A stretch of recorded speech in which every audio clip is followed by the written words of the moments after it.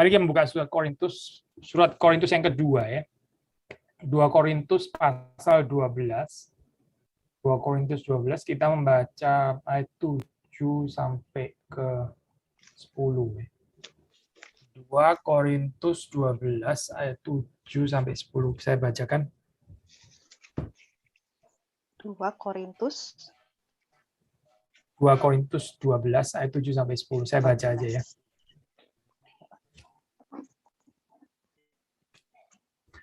Dan supaya aku jangan meninggikan diri karena penyataan-penyataan yang luar biasa itu, maka aku diberi suatu duri di dalam dagingku, yaitu seorang utusan iblis untuk menggocok aku supaya aku jangan meninggikan diri.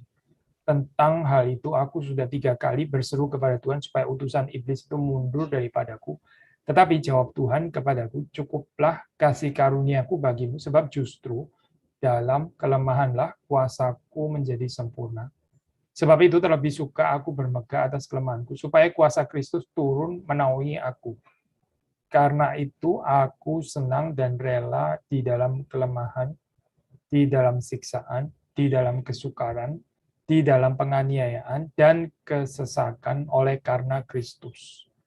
Sebab jika aku lemah, maka aku kuat. Demikian bacaan firman Tuhan, mari kita masuk jam 2. Tuhan berkati untuk perenungan pada siang hari ini. Tuhan yang memimpin, baik hamba-Mu, mengusir daripada kami semua yang merenungkan.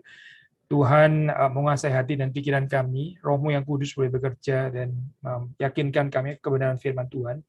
Dan sekali lagi, apa yang kami dengar ini boleh Tuhan tanamkan dalam hati kami dan mengubah kehidupan kami semakin hidup berkenan di hadapan Tuhan, mengalami kemerdekaan Kristen seperti yang Tuhan janjikan.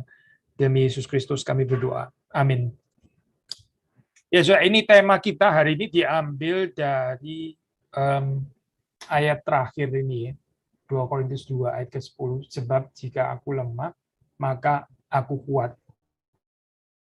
Ya, kita mau coba merenungkan bagian ini. Sebetulnya kalau mau ya baca dari ayat pertama gitu ya. Tapi kita cukup baca dari ayat ke-7 saja. Ayat 1 sampai 6 itu sudah bisa membaca di situ Paulus menceritakan bahwa dia pernah menerima penglihatan dan penyataan. Tapi terus kemudian di dalam ayat yang ke-7 dia berkata supaya dia tidak meninggikan diri karena penyataan-penyataan yang luar biasa itu, maka Paulus diberi suatu duri di dalam dagingnya. Saya percaya setiap daripada kita ya, entah kita di dalam temperamen karakter seperti apapun, kita itu punya kecenderungan untuk memegahkan diri secara keliru ya. Sedang Paulus saja yang rohaninya sangat baik punya kecenderungan seperti itu, apalagi saudara dan saya.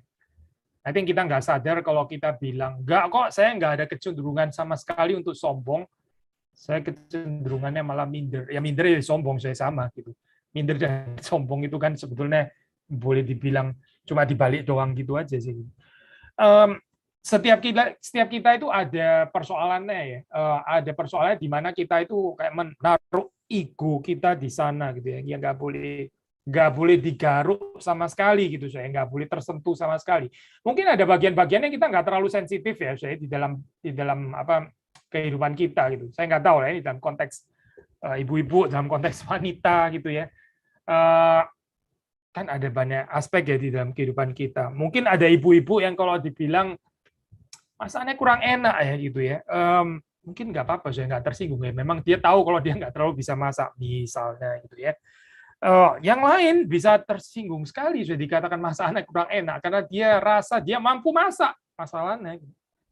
Yang lain mungkin nggak ada persoalan di dalam urusan masak memasak, tapi kalau diomongin bajunya gitu misalnya, kalau diomongin tasnya, kalau diomongin style rambutnya, ya wah bisa tersinggung luar biasa.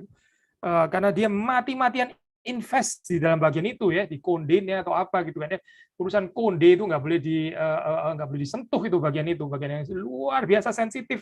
Tapi kalau dia diomongin masaknya kurang enak, oh nggak apa-apa gitu ya. Memang sih saya bisa masak, so saya nggak sensitif, saya nggak akan tersinggung. Tapi kalau urusan konde, saya urusan anting-anting, urusan macam-macam lah, saya urusan pakaian, urusan apa, urusan keluarga, urusan suami, urusan anak, urusan rumah, ya listnya bisa panjang sekali saya. Tapi intinya yang kita mau katakan adalah setiap orang itu ada bagian yang dia itu kayak mempertaruhkan dignitasnya di sana ya. Seolah-olah dia mempertaruhkan semuanya itu ada di sana dan bagian itu nggak boleh dikritik punya gitu. Nggak, bagian itu nggak boleh diserang punya gitu ya. Bagian itu nggak boleh diomongin lah. Bagian-bagian lain ya diomongin nggak apa-apa. Itu mungkin bukan titik lemahnya, tapi titik lemah itu ya nggak boleh disentuh sama sekali. Gitu. Sekali lagi ya, setiap orang punya kecenderungan untuk memegahkan diri secara keliru ya, untuk boasting, untuk sombong secara keliru seperti itu. I think setiap kita itu punya, meskipun kita bisa berlainan ya wilayahnya, satu di dalam urusan ini, yang lain mungkin di dalam urusan itu. Paulus ya, Paulus pun juga ini luar biasa saya mengalami penyataan-penyataan seperti ini ya. Dan Alkitab sendiri mengatakan, Paulus sendiri yang menulis ya, dikatakan supaya aku jangan meninggikan diri ya. Maka dia diberi suatu duri di dalam dagingnya. Seorang utusan iblis untuk menggocoh dia. Paulus mengatakan supaya dia jangan meninggikan diri. Berarti betul kan ya, saya? Paulus memang punya kecenderungan untuk meninggikan diri gitu. Ya, apalagi saudara dan saya. Maka saya di dalam hidup ini ya, kalau Tuhan memberikan kepada kita juga duri di dalam daging, kita bersyukur saya itu adalah cara Tuhan memelihara kita supaya kita tidak jatuh dalam dosa kesombongan. Karena dosa kesombongan itu menakutkan saya. Dosa kesombongan itu mengaburkan kemuliaan Kristus. Akhirnya kita lebih banyak bicara diri kita sendiri ya. Akhirnya segala sesuatu itu lebih tentang ego kita sendiri daripada tentang Tuhan, tentang pekerjaannya, ya, tentang perbuatannya, tentang karyanya, atau tentang bagaimana memberkati orang lain. Ya, yang utama itu jadi adalah ego kita, perasaan kita, dan sebagainya. Maka ada baiknya ya di dalam hidup itu kita juga diberi duri di dalam daging. By the way, kalau kita baca di dalam komentari ya, ini termasuk salah satu bagian yang cukup rumit gitu karena para scholars penafsir-penafsir perjanjian baru itu memperdebatkan ini apa sih sebetulnya duri dalam daging ini apa? Sebetulnya itu apa sih, orang, manusia, atau di sini memang ada ditulis utusan iblis ya, tapi juga mungkin nggak terlalu menjelaskan dengan jelas gitu. Ada yang bilang juga mungkin penyakit gitu ya, penyakit yang sangat bikin Paulus sengsara gitu. Kita nggak jelas ya, mungkin juga ya, mungkin juga ambiguitas ketidakjelasan ini ada baiknya sehingga ya karena nggak jelas itu apa gitu misalnya ya, misalnya bukan penyakit gitu atau bukan ini bukan justru nggak jelas ada bagus ya supaya apa, supaya waktu kita memiliki pergumulan yang sama ya kita juga bisa mengidentifikasikan kelemahan kita itu ya, ini duri kita masing-masing yang very personal ya, juga di dalam cerita Paulus ini gitu. Saudara mengerti ya maksudnya ya? Misalnya begini, kalau dikatakan misalnya duri dalam daging ini adalah orang-orang Yahudi yang selalu mempersulit pelayanan Paulus gitu misalnya. Terus saudara ternyata enggak, di dalam kehidupan saya kok nggak ada orang Yahudi ya kayaknya. Nggak ada itu orang Yahudi di Jakarta gitu ya, mempersulit pelayanan saya kayak nggak ada gitu. Maka kita kurang bisa mengidentifikasikan diri kita di dalam cerita Paulus ini kan ya. Wih kasihan ya Paulus ya sampai ada orang Yahudi yang mempersulit pelayanan gitu ya. Tapi ya bersyukurlah saya nggak ada duri dalam daging. Karena apa ya? Ya nggak ada lah orang Yahudi dalam kehidupan saya. Di mana ada orang Yahudi? Di kampung apa ada orang Yahudi? Apalagi orang Yahudi yang mempersulit kehidupan saya kan nggak ada gitu. So ayat ini jadi kurang berarti somehow gitu ya. Atau kita kalau mau memaknainya mesti muter-muter dulu gitu. Tapi justru karena ini ayat yang ambigu, ya ayat yang nggak jelas gitu, artinya bisa apa saja gitu, katakanlah seperti itu. Ya. Maka di dalam keluasan ini kita bisa menaruh cerita kita di dalam ceritanya Paulus, cerita kehidupan kita. Mungkin kita juga bisa ada personal duri dalam daging ini ya, seperti Paulus yang juga bisa dipakai Tuhan untuk menolong kita tidak terlalu gampang untuk meninggikan diri. For sure, saya pengalaman-pengalaman seperti itu tidak menyenangkan gitu ya. Tapi itu membawa kita di dalam persekutuan dengan Kristus. Sebetulnya saya istilah ini ya untuk menggocoh ya, atau di dalam terjemahan Inggris juga bisa pakai istilah torment ya, to torment kolavitsen, to abuse ya bisa juga diterjemahkan seperti itu ya. Itu apa sih saya? Itu adalah satu pengalaman yang rather humiliating gitu ya, yang apa ya, sangat merendahkan kita ya, mempermalukan kita gitu. Misalnya seperti kayak ditampar dan sebagainya ya, ditampar atau apa ya, dihina ya, direndahkan, mungkin juga dicaci maki ya. Dan menarik saya, kata ini justru muncul di dalam cerita penderitaan Kristus, kata yang sama ya. Saudara bisa baca di dalam Markus 15 misalnya ya, Matius 26 ya. Itu menggunakan kata yang sama. Maksudnya ini mau bilang apa sih, saya? Waktu Paulus mengalami ini ya, waktu dia digocoh gitu ya, itu Yesus pun mengalami itu gitu. Sehingga waktu kita mengalami itu ya, kita juga mengalami itu bersama dengan Kristus yang sudah mengalami hal tersebut. Dengan kata lain, penderitaan yang kita alami itu adalah penderitaan yang serupa dengan penderitaan Kristus. Saudara, saya pikir kita sudah akrab lah ya konsep ini. Kita dipersekutukan dengan Kristus itu bukan di dalam hal-hal yang menurut kita ya hanya positif-positif saja begitu ya. Tapi juga dipersekutukan di dalam penderitaannya, itu juga persekutuan dengan Kristus. Kita belum lengkap bersekutu dengan Kristus kalau kita nggak bersekutu juga di dalam penderitaannya. Ini termasuk persekutuan dengan Kristus. Kita nggak bisa bilang, saya bersekutu dengan Kristus, tapi penderitaannya nggak usah lah ya. Saya bersekutu dengan Kristus dalam urusan kemuliaannya saja, saya mau gitu. Saya bersekutu dengan Kristus di dalam urusan kehormatannya, ya itu saya mau gitu. Tapi saya nggak mau lah kalau bersekutu dengan Kristus yang termasuk aspek penderitaannya. Nggak bisa saya, nggak bisa. Kita nggak bisa mengubah Kristus menjadi Kristus yang nggak pernah menderita. Kristus yang di dalam Alkitab itu adalah Kristus yang menderita dan sudah menderita. Maka kita yang bersekutu dengan Kristus termasuk juga ya, meskipun tentu kita harus mengatakan isinya bukan semata-mata penderitaan ya, jelas bukan semata-mata penderitaan gitu. Tapi termasuk juga penderitaan. Bersekutu dengan Kristus itu termasuk bersekutu di dalam penderitaan. Nah, Paulus ini waktu dia mengalami penggocohan ya, daripada utusan iblis ini yang menggocoh dia ya. Di situ dia sebetulnya mengalami pengalaman seperti penderitaan Kristus ya. Tapi ini sesuatu yang sifatnya itu baik ya, karena kita tahu justru dari pengalaman ini dia tidak meninggikan diri. Bahwa hal itu adalah hal yang mengganggu.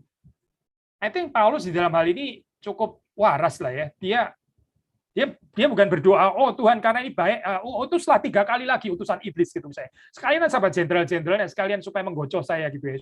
Ya itu gila namanya saya. Itu I think orang overconfident ya, menantang penderitaan, menantang kesukaran dan sebagainya. Kita nggak diajarkan seperti itu di dalam Alkitab gitu.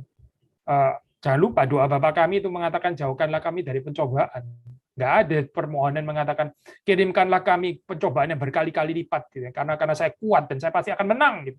Karena saya orang rohaninya baik, maka kirimkanlah kepada kami pencobaan yang berlipat ganda. Itu orang sombong luar biasa. Orang mengatakan kalimat seperti orang yang rendah hati mengatakan jangan membawa kami ke dalam pencobaan, tetapi lepaskan kami dari yang jahat. Berarti normal kan, normal. Yesus pun juga mengatakan kalimat yang normal waktu dia bilang, kalau boleh ya cawan pahit ini lalu daripadaku. Meskipun pada akhirnya dia mengatakan tapi bukan kehendakku, melainkan kehendakmu ya, kehendak Bapa yang terjadi. Tapi Yesus berdoa supaya cawan pahit ini kalau boleh lalu daripadanya. Di dalam hal ini Yesus tidak menikmati penderitaan. Yesus bukan orang sakit jiwa yang minta penderitaan lebih berat lagi gitu ya. Minta supaya iblis lebih banyak lagi menggocoh dia. Oh, enggak ada permintaan itu. Gitu. Demikian juga Paulus, saudara baca dalam ayat ke-8, tentang hal itu, aku sudah 3 kali berseru kepada Tuhan, supaya utusan iblis itu mundur daripadaku. Paulus waras-waras saja. Di dalam penderitaan, ya tentu saja kita sangat wajar kalau berdoa supaya kita dibebaskan. Kita bukan minta, oh Tuhan penderitaan ini kayaknya takarannya agak kurang, ini level terlalu rendah untuk saya gitu. Orang kuat kayak saya Tuhan bisa dikasih level yang lebih tinggi penderitaannya gitu. Jangan cuma kasih penyakit ini gitu, kasih stadium yang lebih tinggi sekalian. Supaya saya lebih itu orang sekali lagi orang gila itu sebetulnya gitu. Orang yang nggak mengenal diri dan orang yang sombong luar biasa. Paulus bukan orang seperti itu bukan. Paulus ini orang yang waras-waras saja dan di dalam kesulitannya itu di dalam penggocohan yang dia alami dia berseru kok kepada Tuhan. Tuhan ya ini kiranya dijauhkan daripadaku. Dia 3 kali bahkan sudah berseru kepada Tuhan supaya utusan iblis itu mundur daripadanya, ditarik daripadanya. Kita membaca di dalam bagian lain, itu Paulus juga kita membaca ada tulisan-tulisan di dalam bagian lain bahwa dia itu juga meratap ya beratnya di dalam kehidupan ini. Again, menyatakan bahwa dia bukanlah seorang yang mencintai penderitaan dan kesulitan, jauh daripada itu, tapi dia adalah seseorang yang meratap ya, mengekspresikan ratapan waktu dia menerima penderitaan di dalam kehidupannya. Kita bisa baca, kita baca ini ya, di dalam bagian lain. Saya buka dulu.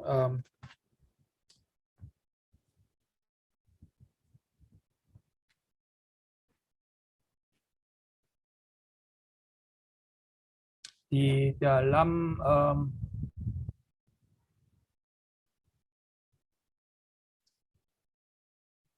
saya belum ketemu saya ayatnya. Ntar mungkin kalau saya ingat saya ini lagi ya. Maaf ini 2 Korintus 5. Ini 2 Korintus 5 ayat 2 ya. 2 Korintus 5 ayat 2. Selama kita di dalam kemah ini kita mengeluh karena kita rindu mengenakan tempat kediaman surgawi di atas tempat kediaman kita yang sekarang ini. Lalu ayat yang keempat. Sebab selama masih diam di dalam kemah ini kita mengeluh oleh beratnya tekanan. Mengeluh oleh beratnya tekanan. Karena kita mau mengenakan pakaian yang baru itu tanpa menanggalkan yang lama, supaya yang fana itu ditelan oleh hidup. Jadi bukan nggak boleh mengeluh, saudara baca di dalam pasal 5 ayat 2 ayat 4 ya. Paulus sendiri mengeluh, groaning. Ini mengeluh jangan ditafsir sebagai ini mengeluh di dalam pengertian groaning ya, saya bahasa Inggrisnya. Bukan grumble loh, saya bukan gitu, bukan yang bersungut-sungut itu ya. Bukan yang seperti orang Israel di padang gurun, bukan itu maksudnya. Tapi mengeluh ya maksudnya mengekspresikan bahwa penderitaan ini tidak menyenangkan gitu. Kita di dalam dunia ini ya kita bisa kena sakit penyakit gitu ya, kita bisa mengalami penderitaan dan boleh mengeluh gitu. Orang yang wajar justru mengeluh di dalam hal ini ya. Sudah jangan jadi nggak realistik dengan malah penderitaan, malah disyukuri penderitaannya, malah minta lebih banyak lagi penderitaannya. Itu orang aneh, bukan orang Kristen yang mengerti kitab suci ya. Paulus pun bukan seperti itu kerohaniannya. Tetapi ya, meskipun dia secara waras sudah tadi membaca ya, dia memang ini ya minta bahkan sampai 3 kali supaya utusan iblis itu mundur daripadanya. Tetapi dia juga adalah seseorang yang submit dengan rendah hati ya kepada Tuhan yang dia percaya. Waktu Tuhan itu menjawab kepadanya, cukuplah kasih karuniaku bagimu. Cukuplah kasih karuniaku bagimu. Sebab justru dalam kelemahanlah kuasaku menjadi sempurna. Nah ini saya cara kerja Tuhan yang melampaui pikiran kita. Cara kerja Tuhan yang berbeda dengan yang kita mau. Tadi kita mengatakan ya secara waras kita maunya sih ya kalau bisa sih ini kesulitan-kesulitan ini pergi daripada kita. Setidaknya membuktikan bahwa kita bukan sakit jiwa, kita bukan mencintai kesulitan dan penderitaan, bukan. Memang orang yang waras, yang manusiawi ya akan minta supaya kalau bisa ya dia bebas daripada penderitaan, daripada sakit penyakit, wajar saja, itu nggak ada yang salah dengan itu. Tetapi terus kemudian Paulus belajar waktu Tuhan mengatakan cukuplah kasih karuniaku. Nah itu dia menerima perkataan ini. Dia bukan berontak, ya dia bukan marah kepada Tuhan, apalagi dia memaksa Tuhan untuk terus kemudian mau berusaha untuk beriman lebih besar lagi atau apapun istilahnya begitu ya, untuk memaksa Tuhan sehingga menyingkirkan penderitaan. Oh tidak gitu. Tuhan sudah bilang cukuplah kasih karuniaku. Kalau Tuhan bilang cukup ya itu berarti cukup. Cukuplah kasih karuniaku yang yang sustain ya, yang menahan menopang kamu ya di dalam perjalanan mengalami penggocohan iblis ini. Kasih karunia Tuhan yang cukup itu lebih penting daripada kita menderita atau tidak menderita. Saudara nggak menderita tapi nggak mendapat kasih karunia Tuhan, itu kehidupan yang celaka sebetulnya. Sekali lagi ya, kita nggak mengalami penderitaan, ya nggak ada gocohan daripada iblis, tapi nggak mendapatkan kasih karunia Tuhan, itu kehidupan yang celaka sebetulnya. Kehidupan yang nggak celaka, kehidupan yang diberkati, yaitu adalah kehidupan yang mendapat kasih karunia Tuhan. Jadi yang penting di sini memang bukankah apakah kita itu menderita atau menderita sekali atau nggak terlalu menderita, lebih menderita daripada yang lain atau apa, nggak terlalu penting itu. Yang penting, yang sentral di sini itu adalah apakah kita menerima kasih karunia Tuhan. Orang yang menerima kasih karunia Tuhan, menerima anugerah Tuhan di dalam kehidupannya, ya dia bisa menjalani semuanya itu bersama dengan Kristus. Sekali lagi ya, saya bukan berarti saudara nggak boleh mengeluh ya. Silakan mengeluh. Paulus pun juga mengeluh kok. Tadi kita membaca di dalam pasal yang lain, dia mengeluh. Dia mengeluh. Tapi Paulus yang mengeluh juga adalah Paulus yang percaya kepada Tuhan bahwa kasih karunia-Nya itu senantiasa cukup. Paulus yang sama ya percaya bahwa kasih karunia Tuhan itu cukup. Karena di dalam bijaksana Tuhan, seperti di sini dikatakan, di dalam kelemahanlah kuasa Tuhan itu menjadi sempurna. Bagaimana sih saya ini pengertiannya gitu ya?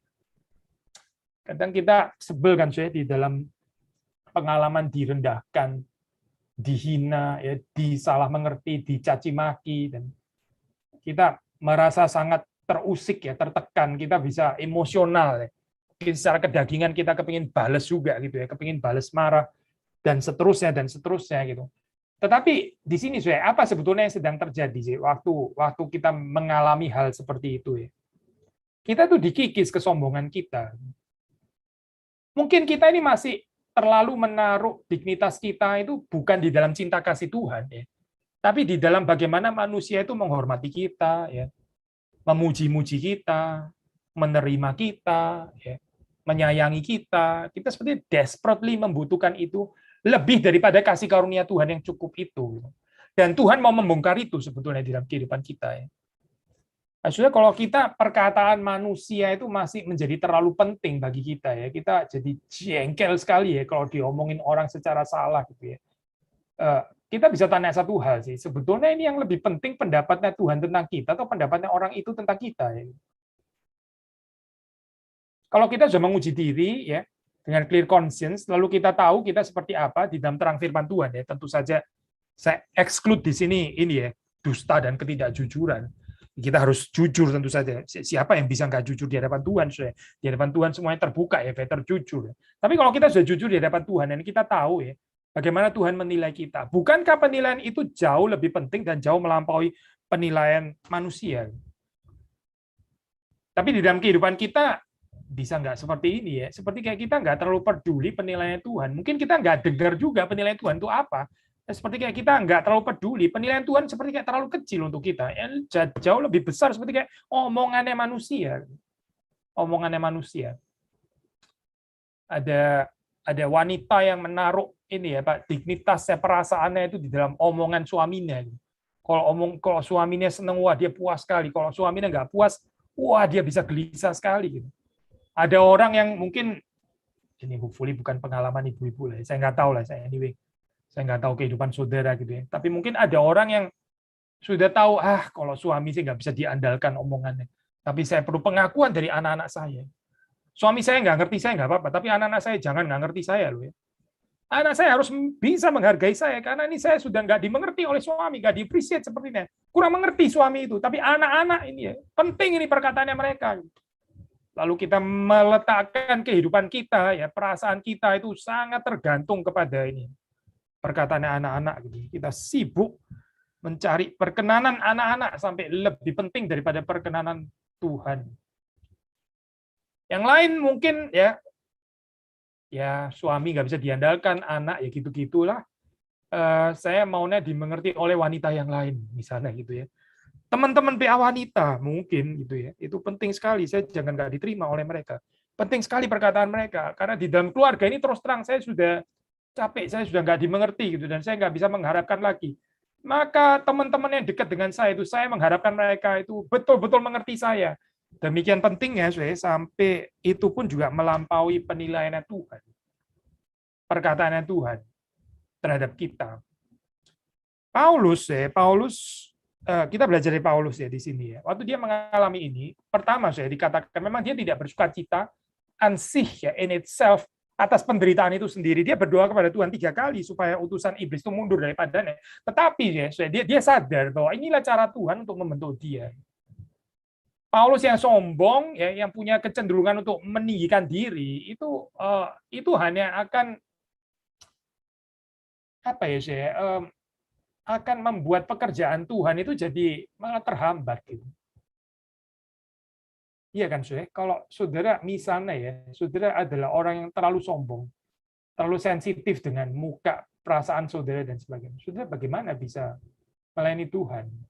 Saudara bagaimana bisa melayani sesama gitu? It's about us terus dan us about me. Ya. Susah ya, saudara, melayani Tuhan seperti itu kan pasti susah. Tetapi Paulus yang sudah digocoh di sini ya, di dalam keadaan digocoh oleh utusan iblis ini ya, dia humiliated bahkan ya, itu egonya itu dikikis ya, terkikis gitu. Justru di dalam keadaan kelemahan seperti itu ya, di mana dia ya memang nggak senang sih mengalaminya gitu ya, sakit ya. Tapi dalam keadaan seperti itu justru ya menurut Tuhan disitulah kuasa Tuhan itu dinyatakan. Kuasa Tuhan itu dinyatakan secara lebih sempurna. Sebetulnya saya di dalam bahasa ini ya, bahasa asli saya mesti cek lagi bahasa Indonesia apakah tercermin ya. Ini ada patternnya, polanya itu ada pola namanya kiastik. Kiastik itu seperti kayak misalnya ada kalimat atau kata pertamanya itu kita katakan A ya, terus kemudian ada A, terus berikutnya itu B, lalu ada C ya, lalu berikutnya itu C aksen ya, itu cerminannya yang C, lalu B aksen, cerminannya yang B ini, dan A aksen. Jadi A B C C B A ya. Coba kita lihat ya di dalam bahasa Indonesia, apakah itu tercermin atau tidak. Itu ada di dalam ayat yang ke-9 ya, kita membaca dalam ayat yang ke-9. Cukuplah kasih karunia, ini kurang tepat saya. Kalau ngikutin betul-betul order di dalam, memang di dalam bahasa Indonesia kayak gini baca lebih enak ya. Tapi kalau ngikutin urutan di dalam bahasa aslinya itu sebetulnya cukuplah ya bagimu kasih karuniaku. Ya, cukuplah bagimu kasih karuniaku. Ya, lalu terus kemudian berikutnya itu kalau mengikuti di dalam bahasa aslinya itu yang muncul terlebih dahulu itu seharusnya adalah sebab ya, sebab kuasaku ya, kuasaku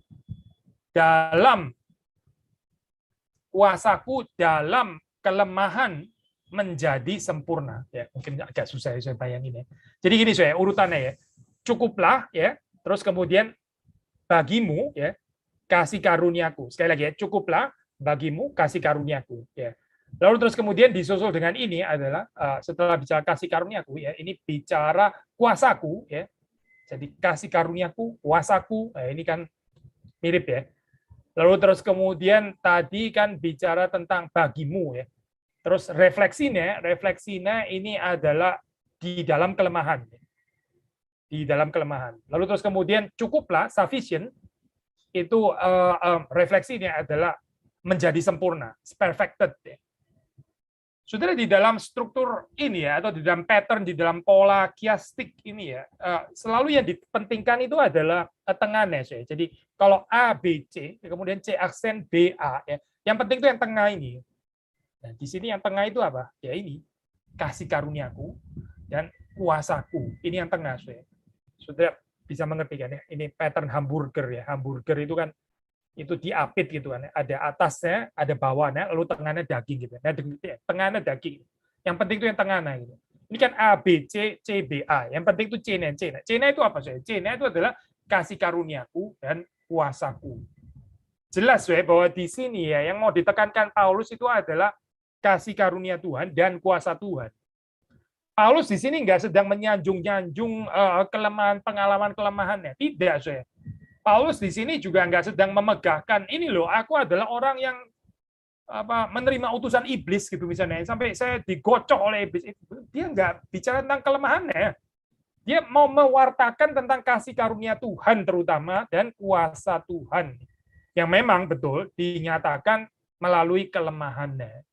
Jadi dari sini, dari struktur kiastik ini, kita tahu bahwa yang dipentingkan oleh Paulus ini adalah kasih karunia Tuhan dan kuasa Tuhan. Jangan self pity ya, jangan melihat kepada kelemahan kita sendiri. Lalu terus kemudian kita jadi mengasihani diri sendiri, jadi memuliakan ya, pengalaman penderitaan kita. Pengalaman penderitaan kok dimuliakan? Untuk apa ya memuliakan pengalaman penderitaan? Untuk apa itu sampai disembah-sembah gitu ya?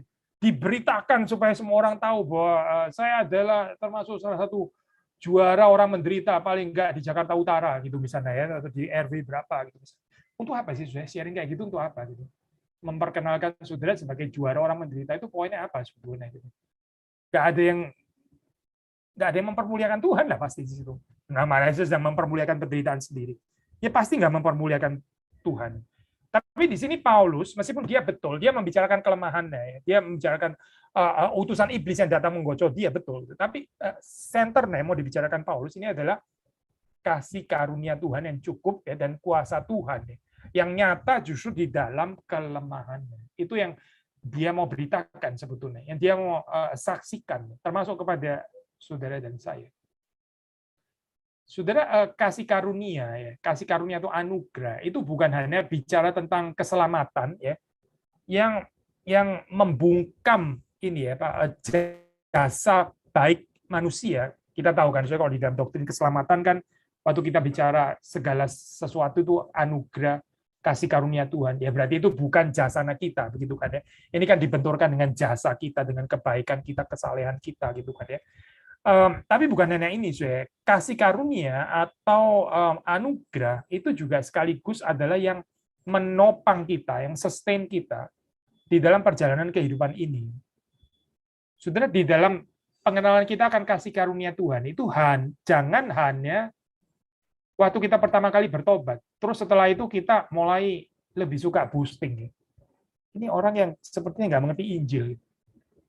Injil itu bukan cuma untuk pertama. Pertama, waktu saudara dulu belum diselamatkan, terus kemudian mengenal Yesus, terus saudara percaya, lalu kemudian percaya, oh inilah anugerah. Gitu. Tapi setelah itu mulai bicara tentang diri. Setelah itu mulai tidak membicarakan kasih karunia. Oh bukan, kasih karunia itu menyertai kita ya. Dari awal cerita pertobatan kita sampai kita berjumpa dengan Kristus. Kasih karunia itu selalu menopang kita. Kita jangan nggak bergantung kepada kasih karunia Tuhan dan hanya bergantung kepada kasih karunia pada cerita pertobatan kita yang pertama, setelah itu terus kita meninggalkan kasih karunia. Saudara Paulus pernah menegur dengan keras ya jemaat di Galatia. Nah, mereka mulai dengan kasih karunia, tapi terus kemudian mereka meninggalkan kasih karunia. Ini bahaya gambaran seperti ini. Cuma permulaannya tok kasih karunia. Injil cuma waktu pertobatan pertama itu saja. Setelah itu mulai dengan kekuatan diri, ayo kamu bisa, ayo kamu hebat, ayo kamu menjadi teladan dan sebagainya. Akhirnya bukan menjadi kesaksian yang injili ya, bukan gitu. Jadi nggak injili lagi gitu. Jadi non injili, karena apa? Ya karena kita nggak melihat kasih karunia, kita nggak melihat anugerah Tuhan. Ya. Kita mulai melihat kebesaran manusia, kita mulai melihat kebesaran diri, ya, kehebatan diri, ya, kemampuan diri dan seterusnya. Kembali lagi ya, jadi Paulus di sini mau menekankan pentingnya kasih karunia ilahi, kasih karunia Allah yang menopang kehidupan dia sehingga dia bisa melalui ini, dan bukan hanya bisa melalui, tapi Paulus mau menyaksikan bahwa kasih karunia Tuhan itu justru bekerja dengan lebih efektif ya di dalam keadaan waktu Paulus itu lemah. Nah, kita mau memikirkan bagian ini ya. Kenapa ya bisa seperti ini ya? Sekali lagi ya, kok bisa seperti ini ya logikanya? Justru di dalam kelemahan, kuasa Tuhan itu menjadi sempurna. Sampai Paulus kemudian mengatakan, sebab itu terlebih suka aku bermegah atas kelemahanku, supaya kuasa Kristus turun menaungi aku. Logikanya di mana coba? Kenapa kok kuasa Tuhan, kuasa Kristus itu menjadi sempurna, ya lebih efektif, waktu justru kita lemah? Mengapa saya pikir dalam hal ini penjelasannya sederhana ya. Karena waktu kita mendapat penopangan, waktu kita lemah, kita tahu waktu kita kuat menjalani itu semua. Kita tahu dengan pasti bahwa ini bukan kekuatan kita. ini pasti dari Tuhan kekuatan ini. Karena dari diri kita sendiri, kita nggak bisa melakukan itu. Saudara disakiti misalnya ya, waduh sakit sekali misalnya, saudara dilukai gitu, atau difitnah atau apa gitu misalnya. Jadi saudara terus kemudian jadi marah mungkin ya, jadi sangat-sangat sedih dan merasa apa diperlakukan tidak adil. Dari diri saudara sendiri, saudara males sebetulnya mengampuni orang yang seperti itu ya. Saudara enggan dan saudara nggak tertarik untuk mengampuni dia. Tapi terus kemudian ternyata saudara bisa mengampuni juga. Saudara bisa mengampuni, saudara tahu ini bukan dari saya. Bukan saya yang sebetulnya bisa mengampuni, karena kalau dari saya sendiri, saya sebetulnya jengkel, saya marah, saya nggak mau mengampuni dia. Tapi akhirnya bisa mengampuni. Nah, saudara ya tahu bahwa ini adalah kekuatan Tuhan yang membuat saudara bisa mengampuni. Betul kan ya? Karena saudara tahu memang kita itu lemah di dalam kekuatan untuk mengampuni. Gitu. Maunya sih sebetulnya marah, maunya sebetulnya membalas kalau bisa begitu ya. Tapi ternyata bisa sabar, bisa mengampuni, ya, bisa mendoakan. Kita tahu ini betul-betul kuasa Tuhan, ini bukan kemampuan saya.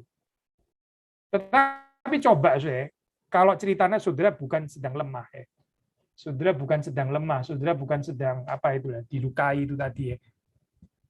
Saudara memang lagi keadaan sehat, kuat dan sebagainya, terus kemudian saudara apa itu ini contoh ya, misalnya saudara apa ada uang ya, saudara menolong orang lain ya, saudara melayani orang lain ya, terus kemudian ya itu menolong orang lain, melayani orang lain, lalu terus kemudian ya kita menyatakan kekuatan kan di sana. Kita bisa confuse loh, saya. Itu sebetulnya kan juga berkat Tuhan ya, kemampuannya dari Tuhan. Tapi kita bisa salah mengerti, kita bisa pikir ini kekuatan saya. Ini uang saya sendiri. Padahal uang itu juga pemberian Tuhan kan sebetulnya. Kesehatan yang ada pada saudara sebetulnya juga pemberian Tuhan kan sebenarnya kan. Tapi kita bisa confuse loh, kita bisa keliru loh, kita pikir ini uang saya, ini perhatian saya, ini korban saya, ini perjuangan saya, itu misalnya ini adalah pertolongan saya gitu dan sebagainya. Akhirnya jadi kuasa Tuhan itu jadi kayak seperti nggak kita akui gitu. Kita nggak mengakuinya, ini menjadi kekuatan saya. Makanya saya orang yang di sini Paulus mengatakan waktu di dalam keadaan lemah, lalu dia bisa melewati, dia bisa melakukannya. Itu Tuhan dipermuliakan. Justru kuasa Tuhan itu menjadi sempurna di sana. Karena apa sih? Ya karena kita kemampuan kita dibungkam semuanya. Kita dinyatakan sebagai orang yang nggak punya apa-apa, nggak ada kekuatan apa-apa, nggak mampu sebetulnya untuk menanggung itu ya. Tapi waktu di dalam keadaan lemah, kita masih bisa melayani, kita masih bisa memberkati orang lain. Ya, kita sadar bahwa itu betul-betul anugerah dan kekuatan yang diberikan oleh Tuhan. Bukan karena saudara dan saya yang mampu tahan sabar atau memang punya daya juang yang kuat dan sebagainya. Bukan, saudara tahu nggak ada kemampuan kok sebetulnya. Nggak ada kekuatan untuk itu. Jadi sekali lagi saya, meskipun pengalaman direndahkan ya, dibuat lemah ini memang nggak mengenakan. Mana yang enak sudah digocok sama utusan iblis, ya sudah pasti nggak enak. Ini pasti menyengsarakan ya, ini sakit sih pengalaman seperti ini. Tapi justru dengan keadaan seperti itu ya, waktu saudara tidak menjadi hancur, tapi saudara tetap bergantung kepada kuasa Tuhan. Lalu Tuhan bekerja. Nah kita tahu dengan jelas ya, di situ kuasa pekerjaan Tuhan, ya kuasa Tuhan itu bekerja dengan sempurna di dalam kehidupan kita tanpa campur tangan, ya tanpa campuran-campuran plus kekuatan, kehebatan, skill ya saya gitu. Nggak ada campuran itu saya, karena saudara tahu saudara nggak punya itu semua. Gitu. Justru di dalam kelemahan kita tahu bahwa kita nggak punya itu semua. Jadi semuanya itu kita bisa mengakui bahwa itu berasal dari Tuhan. Menarik ya, Zoe. Kalau kita melihat di dalam bagian ini ya, Paulus itu ada pengalaman penglihatan. Ini bukan satu pengalaman sembarangan ya, Zoe. Ini pengalaman yang nggak bagi semua orang. Tapi kalau sudah membaca ya, justru bukan itu yang lebih dipakai Tuhan. Yang lebih dipakai Tuhan itu bukan kesaksian ini, bukan kesaksian bahwa dia, kalau sudah baca di dalam ayat-ayat sebelumnya di situ kan ya. Paulus diangkat ke tingkat yang ketiga dari sorga. Siapa sudah yang pernah diangkat tingkat ketiga dari sorga? Ya, Paulus ada pengalaman itu. Tapi pengalaman yang sangat spektakuler itu yang pengalaman seperti ini ya, pengalaman yang luar biasa katakanlah ya. Itu ternyata nggak terlalu bermanfaat untuk jemaat Korintus. Bukan itu yang Paulus mau ajarkan. Yang Paulus mau ajarkan adalah kuasa Tuhan itu justru bekerja melalui kelemahannya, bukan melalui pengalaman penglihatan yang spektakuler itu. Nah, saudara perhatikan ya, kekristenan ini kalau nggak hati-hati ya, saudara harap saudara bisa membedakan ini ya. Kekristenan yang selalu kayak katanya mempermuliakan Tuhan, tapi mempermuliakan Tuhan di dalam yang luar biasa ini. Kekristenan yang asli, kekristenan di dalam Alkitab, itu memberitakan kekuatan Tuhan melalui kelemahan manusia. Saudara kalau mendengar kesaksian atau pemberitaan firman Tuhan, ya, seperti kayak mempermuliakan Tuhan, tapi gambarannya itu adalah gambaran kekuatan, ya. Bukan gambaran kelemahan.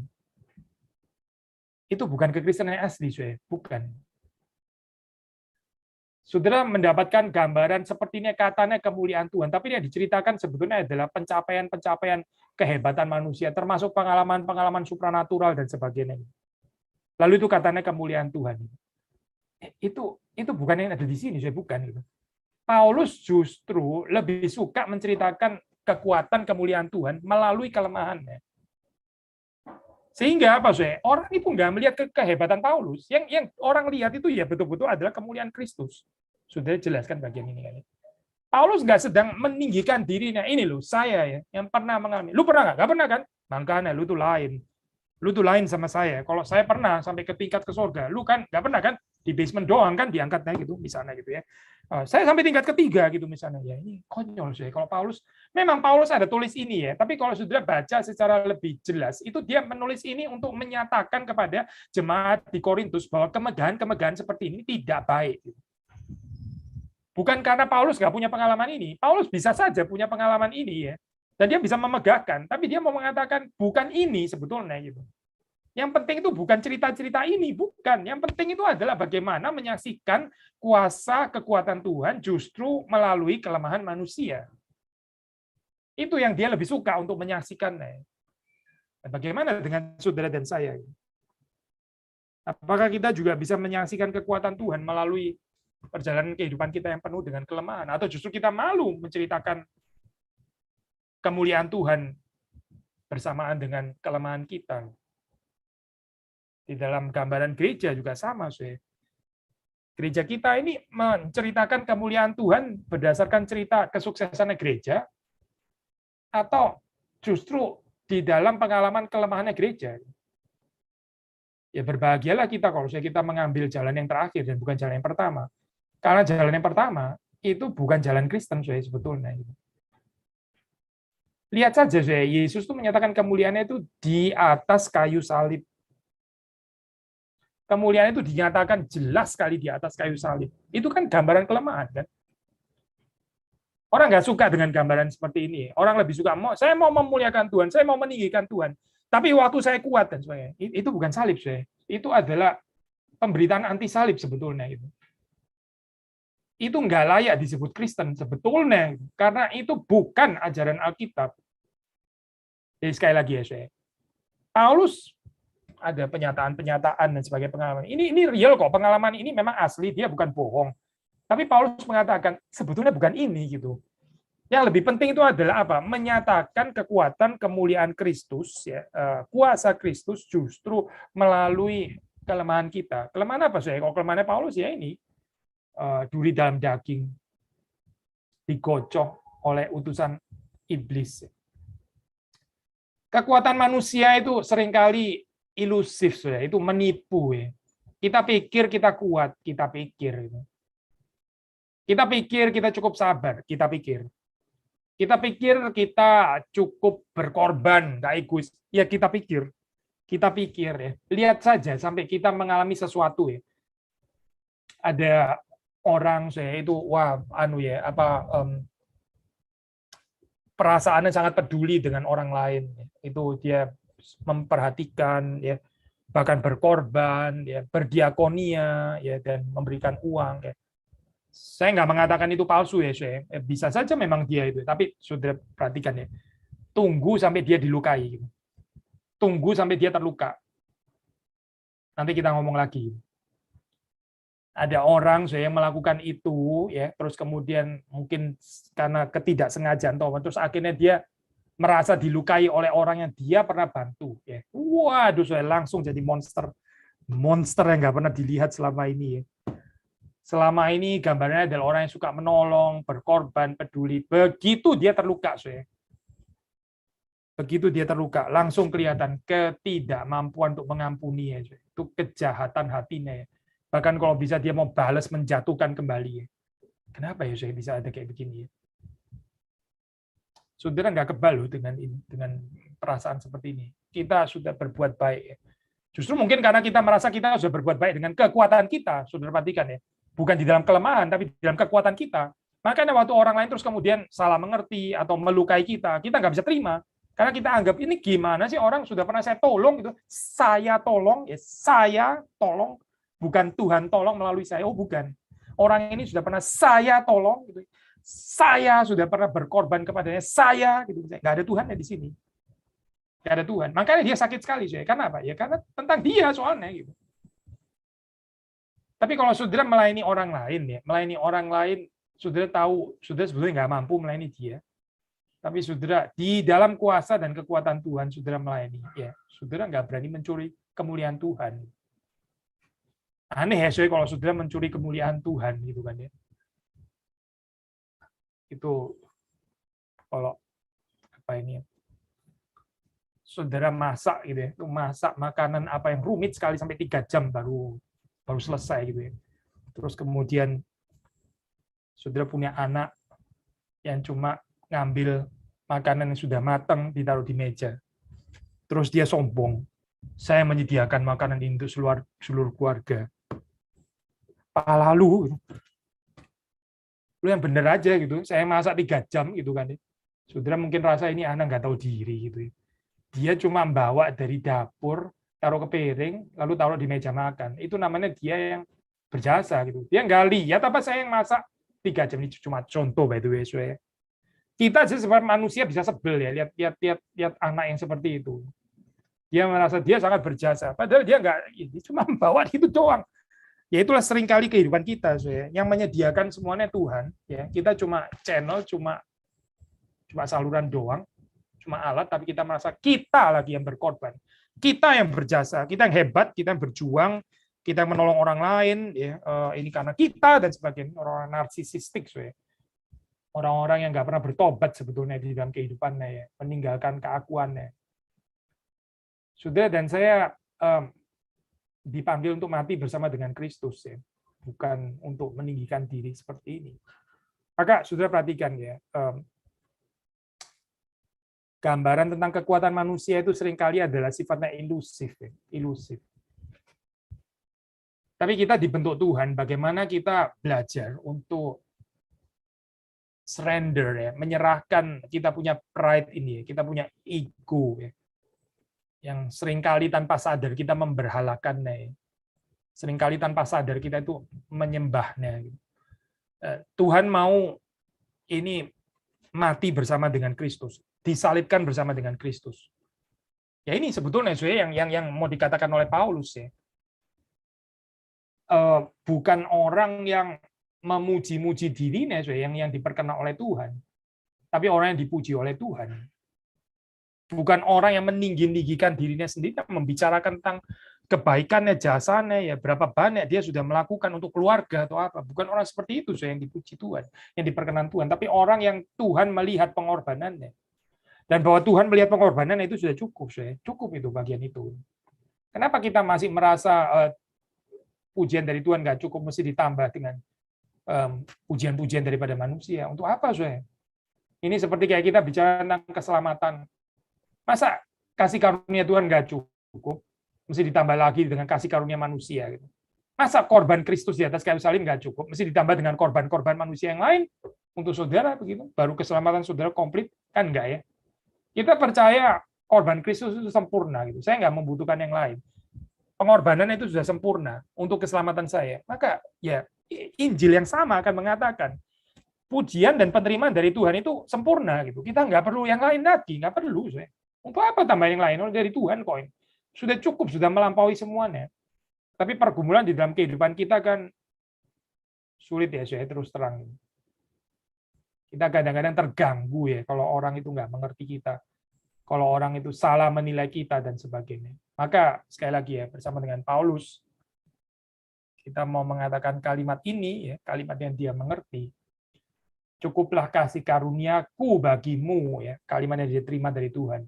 Sebab justru dalam kelemahanlah kuasaku menjadi sempurna.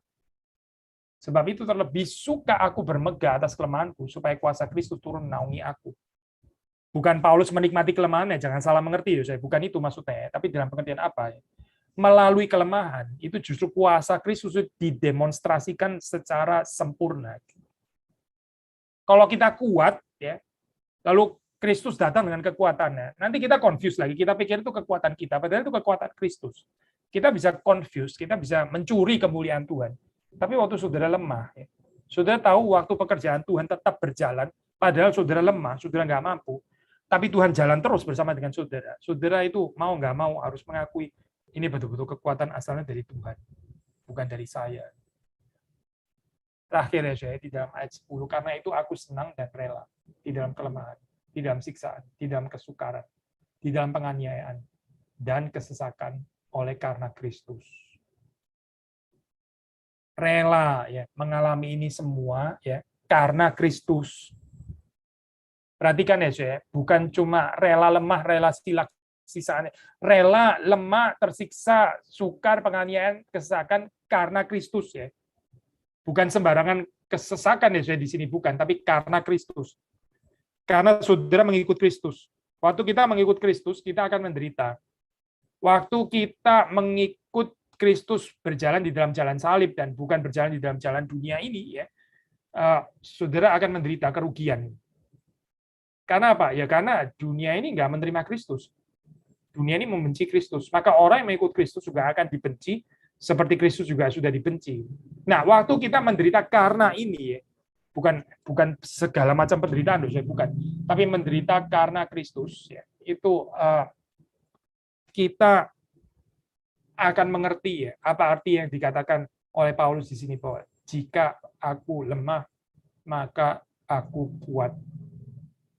Jika aku lemah, jika aku di dalam diriku sendiri ya, ini lemah dan gak ada kekuatan yang daripadaku sendiri, maka disitulah aku kuat. Karena apa saya?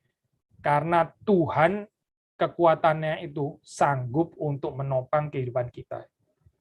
Harap perjalanan kehidupan kita, perjalanan kehidupan saudari-saudari sekalian juga boleh mencerminkan cerita ini. Ya. Bukan kita makin lama makin merasa kuat dari diri kita sendiri, bukan. Tapi orang yang bertumbuh itu akan disertai dengan pengalaman-pengalaman kelemahan, pengalaman-pengalaman duri dalam daging. Dan itu memang nggak menyenangkan. Tapi itu baik. Kenapa? Ya karena itu mengikis kesombongan kita. Karena itu membuat kita itu lebih rendah hati. Dan berbahagialah kita di dalam keadaan seperti itu waktu kita bergantung kepada Tuhan. Kita akan menikmati bagaimana kuasa Tuhan itu dinyatakan secara sempurna, bekerja dengan lebih efektif. Sekali lagi ya, ini memang bijaksana yang kita sulit ya untuk pahami secara kok gitu ya. Apa Tuhan nggak sanggup apa Tuhan itu nggak maha kuasa untuk misalnya saya nggak usah lemah lah, tapi kuasa Tuhan juga bisa dinyatakan gitu ya. Maunya kita kan kayak gitu ya. Maunya saya ya Tuhan menyatakan kuasanya, kasih karunia-Nya waktu saya nggak sakit, waktu saya kuat, waktu saya nggak ada yang menyinggung, waktu saya nggak ada yang maki-maki, nggak ada yang salah ngerti, dan Tuhan silakan mau tetap menyatakan kuasanya. Saya oke-oke saja gitu. Ya maunya kita, gitu. Maunya saudara dan saya. Tapi di dalam bijaksana Tuhan, ya, Tuhan itu sering kali ya dia bekerja di dalam cara seperti ini. Dia justru menyatakan kuasanya bukan waktu memberikan Paulus penglihatan itu nggak terlalu penting saya ternyata bagian ini. Yang lebih penting ini adalah pengalaman Paulus yang digocok oleh utusan iblis ini. Ini lebih penting. Menyatakan kuasa Tuhan justru di dalam keadaan seperti itu ya. Dan bukan di dalam cerita 1-6 itu tadi, bukan saya. Itu nggak terlalu penting sebetulnya. Maka sekali lagi ya, mari kita berharap kepada Tuhan. Ya, ini jauh daripada encouragement untuk saudara minta pencobaan. Bukan, sekali lagi itu sebenarnya bahas itu ya. Kita jelas dalam hal ini. Kita bukan menantang kesulitan, menantang siksaan, penderitaan, dan bukan gitu. Tapi waktu itu terjadi di dalam kehidupan kita ya, saudara, kita mesti sadar bahwa melalui saat-saat seperti itu ya, sebetulnya Tuhan itu sedang mau menyatakan kekuatan kuasanya secara lebih sempurna. Yang seringkali justru dihalang-halangi oleh kekuatan kita sendiri, kesombongan kita. Paulus saja punya kesulitan itu ya, apalagi saudara dan saya. Harap Tuhan menolong kita untuk terus bertumbuh di dalam pengikutan kita kepada Tuhan. Mari kita masuk dalam doa.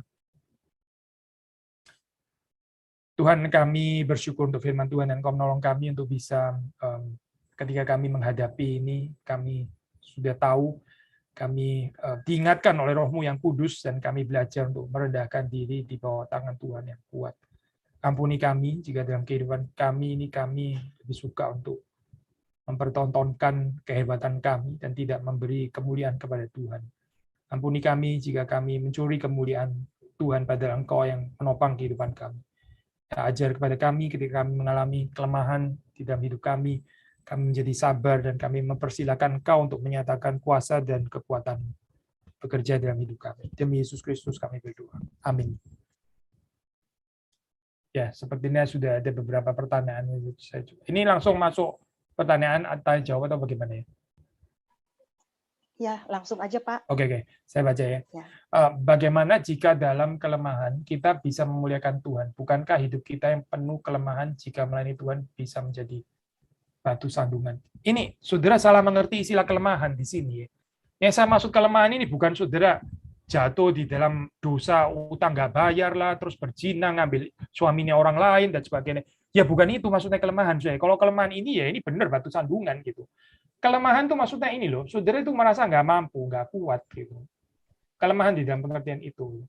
Saudara merasa apa ya, ini tertekan sekali ya di dalam keadaan seperti itu. Tadi kan saya ambil contoh ya. Saudara lagi misalnya, saudara berniat sesuatu yang baik ya. Sesuatu yang saudara itu mengikhtiarkan itu baik, nggak ada maksud jahat. Tapi terus kemudian ada orang memfitnah saudara. Kayaknya saudara punya ini deh, saudara punya pasut harus lumpuh. Saudara sedang melakukan kejahatan gitu misalnya. Wah, itu kan menyakitkan ya kayak begitu. Saudara maksudnya itu baik, betul-betul pure mau tolong orang lain, tapi saudara difitnah menjadi orang yang punya ini ya, punya maksud tertentu yang mau mencelakakan orang lain gitu. Punya maksud egois. Nah, itu pengalaman seperti itu ya, atau saudara dituduh seperti itu. Itu membuat saudara lemah kan, betul kan ya? Saudara kan jadi lemah kan di situ. Saudara bisa jadi discourage kan di dalam keadaan seperti itu. Saudara bisa sangat-sangat terpukul. Ya itu lemah itu maksudnya. Lemah di dalam pengertian ini ya. Ini bukan lemah dalam pengertian tadi ya ngambil suaminya orang lain terus utang nggak bayar terus apa bukan itu. Kalau itu saya ya itu nggak bisa dipakai oleh Tuhan. Itu kita mesti bertobat namanya gitu. Kita nggak bicara kelemahan dalam aspek ini ya, kejatuhan dalam dosa, bukan. Tapi kelemahan di dalam arti ini apa ketidakmampuan kita. Sakit misalnya, contoh sederhana lah, sakit gitu. Itu kan kelemahan gitu. Waktu saudara sakit kan saudara lemah. Ya ini misalnya gitu. Masa orang sakit jadi batu sandungan? Ya tidak lah gitu. Tapi waktu saudara sakit ya saudara bisa tetap menyatakan bagaimana kekuatan Tuhan. Nah, itu mempermuliakan Tuhan. Gitu. Saudara bisa tetap bersaksi, apa memperhatikan orang lain ya. Itu apa? Despite kelemahan saudara. Sudah pasti itu bukan batu sandungan, saya itu justru memberi kemuliaan kepada Tuhan. Jadi ini bukan bicara tentang kejatuhan dalam dosa ya, saya bukan bicara kelemahan itu. Dua, apakah boleh saya menjauh dahulu dari komunitas atau menolak pelayanan ketika berada dalam keadaan yang bergumul? Atau saya terus melayani Tuhan meskipun sedang bergumul dalam kelemahan saya? Again, ini saya perlu tahu definisi kelemahannya. Hopefully saya nggak salah, saudara nggak salah mengerti gitu ya. Saya tadi sudah clarify, saya kelemahannya itu bukan dalam pengertian kelemahan kita jatuh dalam dosa ya, tapi kelemahan di dalam pengertian ya perasaan ketidakmampuan ya. Keadaan di mana kita merasa itu tadi lah ya, discourage atau tertekan atau apa gitu, merasa nggak mood gitu misalnya, kayak males sekali gitu ya, nggak kepingin ketemu orang atau apa, tapi ternyata Tuhan mau tetap saudara mendoakan orang lain gitu misalnya. Itu kan di dalam keadaan kelemahan. Nah ini jawaban memang nggak ada yang mutlak kalau saudara tanya di sini, apakah boleh saya menjauh dahulu apa menolak pelayanan? Ya kalau saudara merasa saudara gimana ya saya, sangat-sangat nggak kuat dan saudara sudah burn out atau apa sehingga saudara perlu untuk sementara retreating tapi jangan terlalu lama ya saudara. Saudara perlu untuk menenangkan diri, minta apa kekuatan dari Tuhan. I think itu bukan merupakan sesuatu yang salah gitu. Cuma begini loh saya, ada saat-saat di dalam kehidupan kita ini di mana kita itu harus melayani waktu dalam keadaan kita lemah ya. Ini ya saya apa di dalam apa pengalaman saya sendiri ya saya, ada saat-saat di mana kita tuh mesti giliran khotbah gitu misalnya, tapi bukan di dalam keadaan mood yang paling baik gitu. Kadang-kadang itu memang nggak setiap kali sih, kalau setiap kali ya wah repot banget ya. Tapi ada saat di mana ini ya apa keadaan itu sebetulnya nggak optimal gitu. Kita nggak sedang di dalam keadaan di atas itu ya, tapi ini jadwal khotbah nggak bisa saya terus kemudian bilang ini ya hari ini tolong bisa nggak sih digantikan dulu gitu ya, karena saya not in the mood gitu misalnya ya. Saya lagi ada masalah gitu misalnya, saya lagi berantem sama tetangga gitu misalnya atau apa gitu misalnya. Nggak bisa kali ya, itu mesti jalan terus gitu. Saya percaya di dalam kehidupan ini ada hal-hal yang juga mesti jalan terus gitu. Satu sisi, saya bisa mengerti kalau saudara membutuhkan waktu retreating itu sementara. Sisi yang lain ya, saudara, ini apa ada saat-saat di mana saudara di dalam keadaan baik atau tidak baik waktunya, saudara mesti bersaksi. Saudara mesti tetap melayani. Nah, itu yang mana, yang kapan, ya saudara mesti bergumul sendiri di hadapan Tuhan. Hopefully kita bisa ambil keputusan yang tepat ya di dalam pimpinan Tuhan. Ya, jawaban saya dialektis ya, saya ada sisi kanan, sisi kiri, tapi ya memang kenyataannya kita ada dua kemungkinan ini. Harap kita di dalam pergumulan bisa mengambil keputusan yang tepat bersama dengan Tuhan. Dan yang ketiga, tanpa penerimaan manusia dalam masa kesesakan, jujur membuat saya sangat rejected dan alone. Saya tahu Tuhan menerima saya, tapi saya konflik dalam perasaan ini, tapi sangat berat melewati. Apa artinya saya tidak punya dignity dalam Tuhan? Ya, ini pertanyaan yang baik, saya. Tentu memang gini ya, apa saya nggak mau ini ya, saya apa mendiscourage apalagi menghakimi saudara dengan mengatakan ya memang imanmu lemah, bukan itu ya, saya. Tapi kita semua punya kelemahan itulah, kita tahu gitu. Kita tahu alangkah nggak menyenangkan, alangkah sakitnya ya waktu saudara nggak diterima padahal saudara punya maksud yang baik, terus kemudian saudara ditolak, dihina, direndahkan dan sebagainya. Ya itu semua memang menyakitkan gitu. Tapi anggaplah saya ini justru memang ini contoh yang baik sekali. Dalam saat seperti ini, anggaplah ini sebagai satu momen di mana saudara mengalami pendewasaan dari Tuhan. Ya, bagaimana kita belajar untuk lebih mementingkan, mengaminkan penerimaan dari Tuhan itu melampaui penerimaan manusia. Mungkin nanti ada saatnya ya, di mana orang itu akan melihat ya, diubahkan, disadarkan oleh Tuhan gitu, misalnya. Tapi mungkin waktunya nggak sekarang. Kenapa nggak sekarang? Ya, salah satunya adalah karena kan saudara sedang dibentuk. Kalau kita selalu ada persoalan, orang salah ngerti, lalu beres dalam 3 menit, ya pembentukan ya nggak terjadi juga kali ya, saudara. Kita bisa disalah mengerti sampai 3 tahun mungkin gitu ya. Itu ya lama memang gitu. Lama ya penyelesaiannya gitu ya. Tapi dari saudara bisa tetap mengasihi dan sebagainya. Saudara bisa lebih merenungkan penerimaan Tuhan yang melampaui segalanya. I think ini momen pendewasaan gitu ya. Dan tentu saja gitu ya di dalam kelemahan kita, saya percaya Tuhan juga bisa menyediakan 1-2 orang yang lebih bisa mengerti saudara. Ya. Saya bukan mengatakan di dalam saat-saat sulit seperti ini saudara nggak boleh cari siapa-siapa, bukan itu loh poinnya. Kalau saudara merasa terlalu lemah ya saudara cari penghiburan ya, selain ini ya saudara sudah berdoa ya, tapi Tuhan juga menyediakan penghiburan juga melalui saudara-saudari seiman kan, ada yang bisa menghibur saudara gitu ya. Tapi saya percaya mereka yang memberikan penghiburan tepat itu bukan yang meninabobokkan saudara gitu. Mereka akan membawa saudara juga untuk belajar mementingkan penerimaan Tuhan lebih daripada penerimaan manusia. Maksudnya begini saya, seorang teman sahabat yang baik nggak akan mengatakan kalimat seperti ini. Oh iya, si A itu nggak menerima kamu, nggak apa-apa, memang dia brengsek orangnya, tapi saya menerima kamu loh. Ini kayaknya teman yang nggak baik kayak begini ya. Orang yang mau cari kemuliaan di tengah-tengah kesulitannya orang lain. Gitu. Iya, memang dia tuh gitu orangnya, jadi nggak usah didengerin. Tapi saya bisa mengerti kamu kok gitu ya.